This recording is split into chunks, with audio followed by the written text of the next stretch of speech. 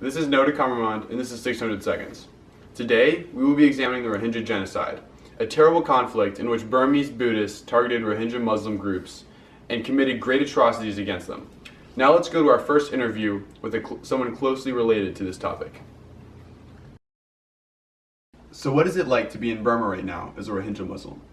What I experienced was violence and discrimination in the extreme. We were slandered on the streets and treated like animals by non-Muslims. The violence and aggression really peaked during the Rakhine state riots in 2012. Our village was burned and many were beaten and killed. I survived the attacks unscathed by some miracle, yet I was taken to yet another concentration camp with some of the other survivors. Tell me a little bit more about your experiences in the camp. Well, we were completely isolated from society in general. We weren't allowed to see doctors, jobs, or any sort of formal education. No one was allowed to leave the camps, but we were given relative free reign within them. It was like being left for dead. That's horrible. So how did you escape the camp? One night, me and a few others escaped through a hole in the fence and were able to get away from the camp. We happened upon some Muslims that helped us to cross the border, yet I was found and detained in Thailand. My mother paid my bail and I was released after a year of incarceration. It is then that my application was finally accepted for relocation to the United States. What an incredible story. Unfortunately, it doesn't turn out that way for most Rohingya Muslims, does it? Not at all. I'm incredibly fortunate for the fate that fell upon me. Many of my friends and family are still back in Burma in camps. I pray for their well-being every day, hoping someone will eventually come to our aid.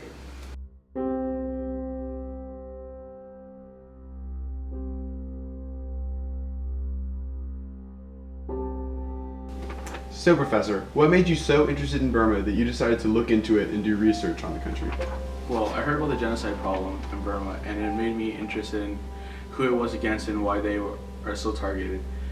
I did some research and I found out that it was against the Rohingya Muslim group people. Wow, did you tell us why they were prosecuted? Of course, the Rohingya Muslim people fought against the government so they could be part of East Pakistan, which is part of modern day Bangladesh today. Right.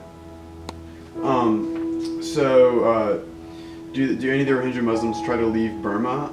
And when they do, what happens to them? So based on the research I did, about 4% of the Burmese population is Muslim, and most of them try to flee to other nearby countries like Thailand and Bangladesh.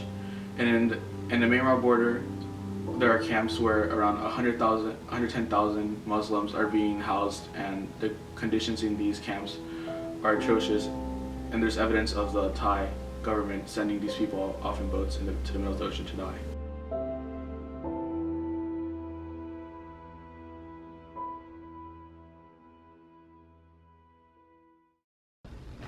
And now, here's the other side of the story. We have Fudu Hitan, an Arakanese Buddhist from Burma.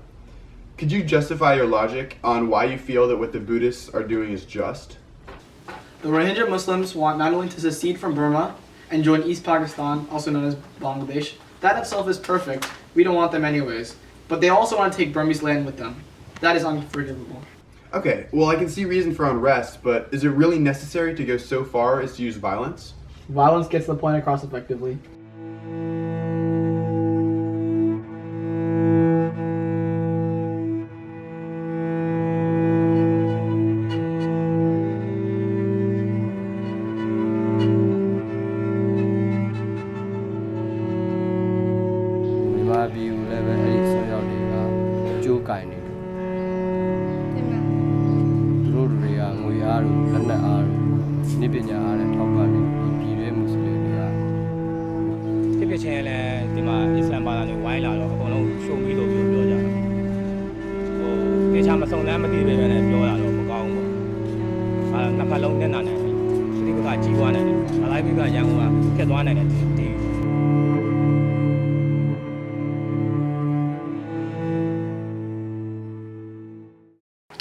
When I had returned to Burma, I saw slaughters and several protests being formed against the dictator, Yu Ne-win.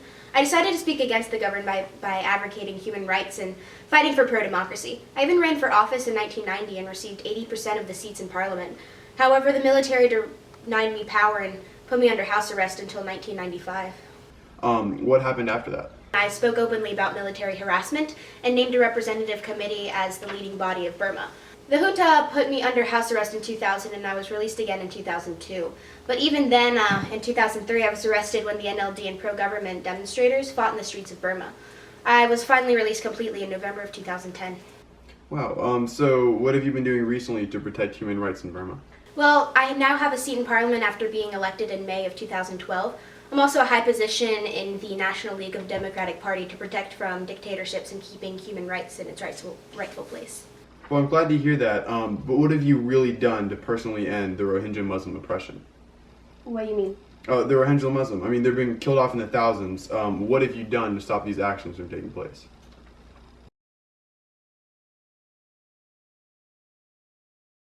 So what is it that you do? Well, I work for a group called United to End Genocide, and we're basically building the largest activist organization in America dedicated to preventing and ending genocide and mass atrocities worldwide. Why is this something that you've chosen to devote your life to? Well, so genocide is defined as any actions committed with intent to destroy a national, ethnic, racial, or religious group. And this definition really speaks to the importance of ending genocides. So first of all, we can all agree that killing people, any number of people, Right. is wrong. So it's worth helping to stop genocides just for that reason. But the other very, very important part to me personally is that if we allow these violences to continue, certain cultures could become extinct. And so some of the targeted groups don't have a whole lot of written history. It's all passed down through word of mouth. And if we don't ensure that they have a future generation to pass down that history, it's going to disappear and they're going to be forgotten. Wow, so that certainly is a noble cause. But how do you manage to effect change? It seems like many of the groups who are committing these atrocities are unwilling to stop. So one of the key things that we do is we sort of sound the alarm. We're whistleblowers, you know.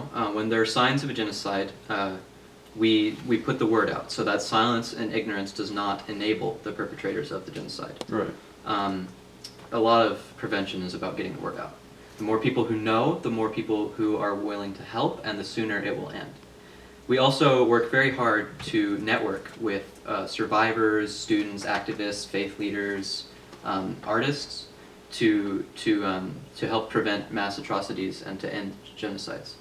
And with such a large group of people committed to this cause, it's much easier to lobby governments in the places where these atrocities happen, and also governments of westernized nations like the U.S., Western Europe, who have the power to maybe send in envoys or peacekeepers to help end it.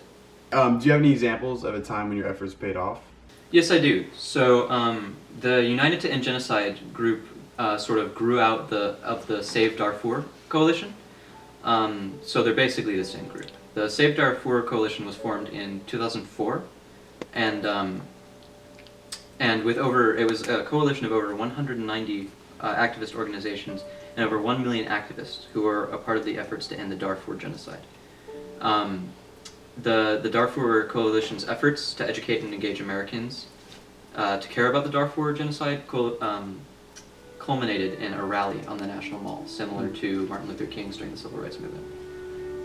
The Save Darfur Coalition brought together political leaders, major celebrities, faith and human rights leaders, and also people who had been displaced by the genocide. And there were also 50,000 American citizens there, and this demonstrated that a large population of the people was willing to care about and to work towards ending this genocide. And then the coalition coordinated the first Global Days for Darfur campaign.